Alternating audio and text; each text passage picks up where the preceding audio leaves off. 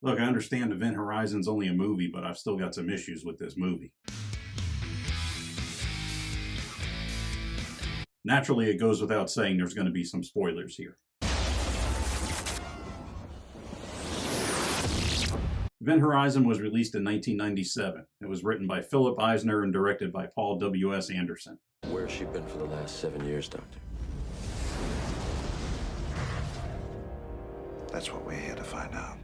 Sam Neill stars as Dr. William Weir. He's probably best known for playing Dr. Alan Grant in the Jurassic Park film series. Lawrence Fishburne plays Captain Miller. There were 18 people on board this ship when it disappeared. I want them all accounted for. Fishburne would probably be recognized by most audiences as the Bowery King in the John Wick series. Any crew? Negative. This place is a tomb. Jason Isaacs plays DJ, the medical officer. This ship has been beyond the boundaries of our universe. Who knows where it's been? In 2047, a distress signal is received from the Event Horizon. At 0300 this morning, TDRS picked up an automated navigation beacon broadcasting at 2-minute intervals in Neptune orbit. The ship was thought to have been lost on its maiden voyage to Proxima Centauri 7 years earlier. This is incredible. It's the Event Horizon. She's come back. Dr. Weir joins the crew of the Lewis and Clark, which is a pretty cool name for an explorer ship. And he's sent out to find what's going on with the Event Horizon, a ship that's capable of folding time in order to travel through the distance between it. This is the gateway. Upon reaching the ship, they find out it probably didn't go to Proxima Centauri. It probably went somewhere much, much more terrifying. But it didn't come back alone. Once the rescue crew enters the ship, pretty much all hell breaks loose. Most of the crew gets killed, and then you have the double wake-up surprise ending.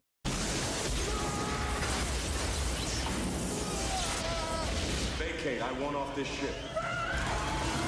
Overall, the movie's a fun watch. If you like sci-fi horror, there's some suspect, I guess you'd say, CGI that was kind of state-of-the-art at the time. Remember, we're talking 27, going on 30 years ago now. Part of the movie that bugs me the most is actually the setup.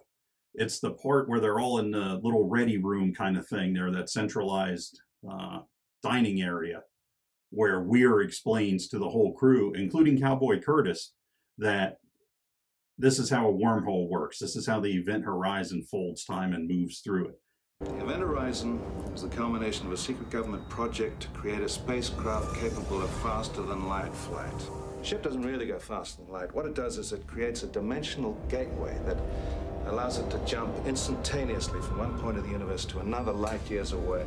I mean, it's 2047, and we're on a deep space rescue ship with top-notch guys.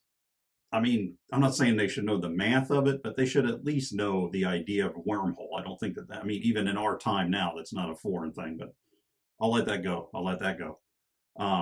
And it also has a very lazy writing trope in it. It has the standard, never mind layman's terms, do you speak English? That's like lazy writing 101. That's a trope of Hollywood, to saying, do you speak English, as soon as you start talking something techie. But here's my biggest gripe. My biggest gripe with the whole movie is the Latin recording. The recording that they have, that they play, where liberate and all that. Like, I don't speak Latin or anything, but I'll get into this here. What bugs me most about it is the fact that it's NASA, the deep space program. They get this recording from the Event Horizon along with the distress signal, and they play it like it's this big mystery.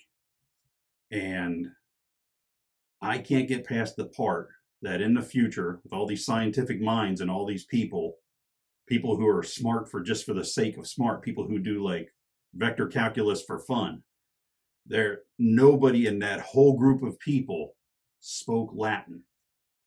How the hell did that happen? I mean, nobody until that point. And then it's the medic that speaks Latin, which does make sense, because knowing my friends that are in medicine, my girlfriend that's in nursing, I know that a lot of the roots are Latin based for the names of medications and procedures and all that kind of stuff. So that actually totally does make sense, that the medic understands the Latin to a point, even though he gets it wrong. I just can't get past the part that nobody else in this entire scheme of things, like when they ran it through filters and they were able to, separate voice from screaming and audio in the background, that nobody until then figured out it was Latin. It doesn't make any sense. They're going to send a ship from Earth to Neptune to rescue this thing on a recording, and at no point did anybody go, boy, I don't understand what that says. Get Bill in here. He speaks some other languages. Maybe it's Sanskrit. Maybe it's Rastafarian. I don't know. That the fact that Latin like skipped over everybody until it got to the ship where the medic guy was able to translate it just doesn't make any damn sense at all. Look, I understand it's only a movie, and this is kind of a thing that bugs me, but just the fact that you could have taken that to just about any college and played it, and you could have had a Latin class go, oh, I know what that's saying there. And they probably would have even translated it right.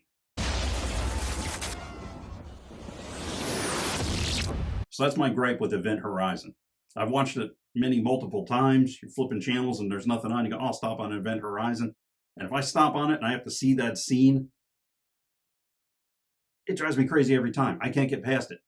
So maybe hop in the comments, put your opinion down there on this. Am I making too much of this? Am I making not enough of it? Is there something else that's a flaw in this film that bugs you, you just can't get past? Either way, we'll be back next week with another investigation of a movie to watch. Remember, it's only a movie, but just because it's only a movie doesn't mean it can't irritate the hell out of you.